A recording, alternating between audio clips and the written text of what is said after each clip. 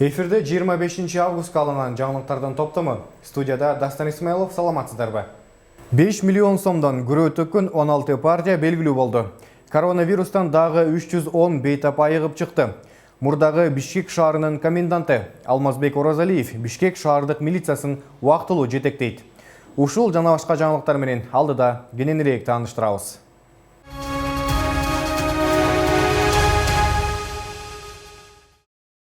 Өлкө аймагында дагы 119 адам COVID-19 илдетин жуктуруп алды. Бул тууралуу саламаттыкты сактоо министринин орун басары Мадамин Каратаев бүгүнкү брифинг учурунда билдирди. Алар төмөнкү аймактарда катталды. Бишкек шаарында 15, Ош шаарында 8, Ош облусунда 15, Баткен аймагында 19, Жалалабад жергесинде 39, Нарын аймагында 3, Талас облусунда 4 учур, Чүй өрөөнүндө 4 учур, жана Ысык Көл облусу боюнча 12 учур катталды. Жалпысынан алганда Кыргызстанда коронавирус инфекциясын жуктуруп алгандар 43.245-ке жетти. Жана ошондой эле коронавирустан соңку суткада 310 киши айыгып чыкты. Ушуну менен сакайгандардын жалпы саны 36.925 болду.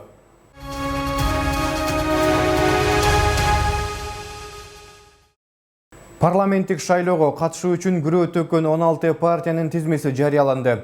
Эске салсак, буга чейин Борбордук шайлоо комиссиясына талапкерлердин тизмесин 17 партия тапшырса, анын ичинен бирөө 5 миллион сомдук шайлоо күрөөсүн төлөгөнү тууралуу документи жок болуп чыккан. Натыйжада 16 партия тиешелүү талаптарды так аткарган. Алар төмөнкүлөр: Мекелим Кыргызстан, Биримдик, Бирбол, Республика, Замандаш, Афганистан согушунун ардагерлери жана ушул сыяктуу кагышууларга катышкандардын саясий партиясы. Ата Мекен, Мекенчил, Чоң Казат, Мекен ынтымагы, Кыргызстан, Социал-демократтар, Реформа, Ыйман Нуру, Ордо жана Бүтүн Кыргызстан партиялары.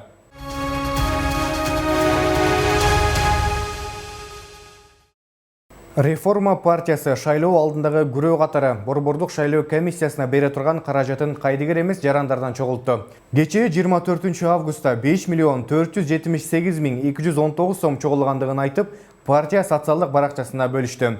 Партиянын тарапташтары буга чейин жарандарды кайдыгер болбоого чакырып, башка партиялар элге акча таратса, ал эми бул партия элден акча чогултуп шайлоого бараткандыгын айткан болчу.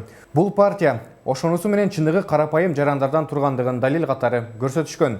Чогулган каражат Борбордук шайлоо комиссиясына өткөрүлүп берилген.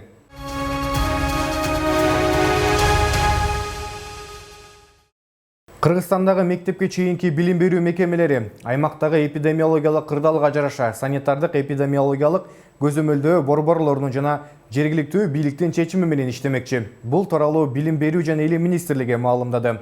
Министрликтин июнь айындагы чыгарган буйругу менен бала бакчалардын иштеши үчүн колдонмо даярдалып чыккан болчу. Бала бакчаларга вебинарлар уюштурулуп, санитардык гигиеналык талаптарды сактоо шарттары түшүндүрүлгөн.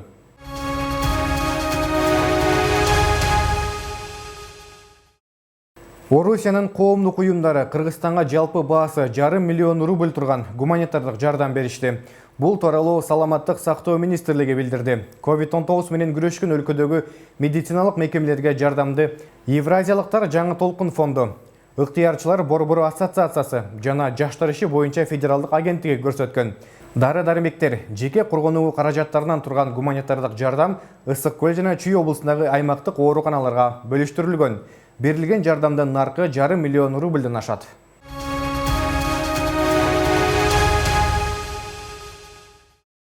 Ички иштер министринин орун басары Алмазбек Оразалиев Бишкек милициясынын башчысынын милдетин аткаруучу болуп дайындалды.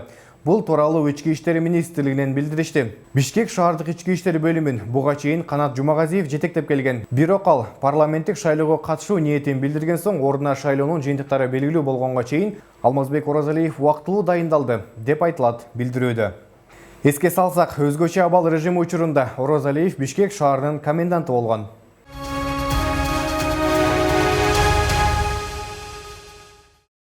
Үстүбүздөгү жылдын 4 октябрында өтө турчу шайлоого аттанып жаткан бир канча мамлекеттик кызматкерлердин ыйгарым укуктары токтотулду. Тиешелүү буйрукка Кыргыз Республикасынын премьер-министри Кубатбек Боронов кол койду. Алар төмөнкүлөр: Кыргыз Республикасынын вице-премьер-министри Аида Исмаилова, Жаштар иштери, дене тарбия жана спорт боюнча мамлекеттик агенттигинин директору Канат Аманкулов, Жазаларды аткаруу мамлекеттик кызматынын төрагасы Мелис Турганбаев, Кыргыз Республикасынын инвестицияларды илгерилетүү жана кургоо боюнча агенттигинин директору Адилбек Уулу Шумкарбек, эмгек жана социалдык өнүктүрүү министри Улукбек Кочкоров аталгандардын кызматтык ыйгарым укуктарын аткаруусу шайлоонун жыйынтыгы чыкканга чейин токтотулмакчы.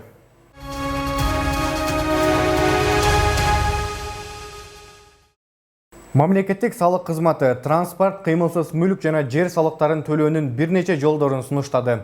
Анда салык органына барбай эле онлайн ыкмаларды колдонуу менен төлөсө болоору айтылат. Алар төлөм жана пост терминалдар, мобилдик жана интернет банкинг, төлөм карталары же башка перифериялык түзүлүштөр мындан сырткары бардык банктардын кассаларынан жана ошондой эле почта бөлүмдөрүнөн кабыл алынмакчы. Салык төлөө учурунда тиешелүү реквизиттерди терүү зарыл. Эскерте кетсек, ушул жылдын 1-сентябрына чейин транспорт салыгын, ал эми 2-сентябрга чейин турак жай, батир жана жер салыгын төлөө зарыл.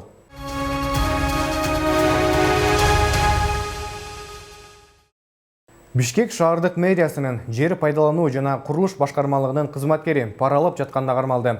Аны коррупцияга каршы күрөшүү кызматынын кызматкерлери колго түшүргөн.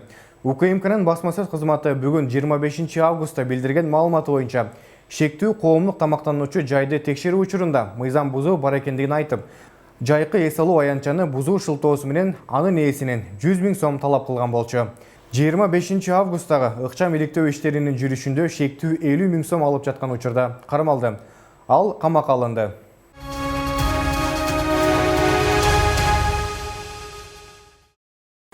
Кыргызстан саясий партиясынын шайлоо алдындагы штабынын билдирүүсү. Кыргызстан саясий партиясынын шайлоо алдындагы штабынын жетекчилиги Жогорку кеңешке шайлоого талапкерлердин тизмесин каттоо маселеси боюнча расмий түрдө төмөнкүлөрдү билдирет. Партиянын өкүлү өз убагында мыйзамдардын бардык талаптарын сактоо менен талапкерлердин тизмесин каттоодон өткөрүү үчүн Борбордук шайлоо комиссиясына тийиштүү документтерди тапшырды. Жогорку кеңешинин депутаттарын шайлоо жөнүндөгү мыйзамга ылайык Борбордук шайлоо комиссиясы документтер кабыл алынган күндөн тартып 10 календардык күндүн ичинде талапкерлердин тизмесин көрсөтүү тартиби ушул конституциялык мыйзамдын талаптарына ылайык келишин текшерет. Эгерде шайлоо комиссиясы талапкердин документтеринин же талапкерлердин тизмесиндеги дал келбестиктер ушул талапкерди же талапкерлердин тизмесин каттоого тоскоол болгон деп тапса, шайлоо комиссиясы документтерди алгандан кийин 24 сааттын ичинде саясий партияга дал келбестик жөнүндө билдирүүгө милдеттүү. Саясий партия кабарлоону алган учурдан тартып 48 сааттын ичинде зарыл өзгөртүүлөрдү киргизүүгө жана оңдолгон документтерди тиешелүү шайлоо комиссиясына берүүгө укуктуу. Кечээ биз айрым саясий партиялардын түн ичинде Борбордук шайлоо комиссиясынын имаратына кирип, БШКнын төрайымына кысым көрсөтүп, саясий шоу жүргүзгөндүгүнө күбө болдук. Саясатчылардын күч позициясынан чыгып, БШКга шайлоо процессинин арбитрине кысым көрсөтүүгө аракет кылгандыгы менен кээ бир саясий партиялардын мындай жоругун туура эмес жана коркунучтуу жагдай деп эсептейбиз. Урматтуу башка саясий партиялардын өкүлдөрү, сиздерди БШКнын имаратына кирүүнү каттоо журналындагы жазууларды талкуулоо менен чыр-чатак козгобой, өлкөнүн өнүгүү программаларын талкуулап, элдин добуштары үчүн ат салышууга чакырабыз. Күчтүү партиялар үгүт иштерине чейин чыр чыгарбай, өздөрүн шайлоодогу таза жеңиши менен көрсөтө алышат. Кечээки айрым саясий партиялардын маалыматтык чыр-чатагын шайлоочулардын добуш берүүсү үчүн шайлоодогу чыныгы күрөштөн баш тартуу катары баалайбыз. Кыргызстан партиясы курулай убадалар менен жана түнкү чуулгандуу иштер менен эмес, аткарган иштери менен таанылган алдыңкы саясий күч.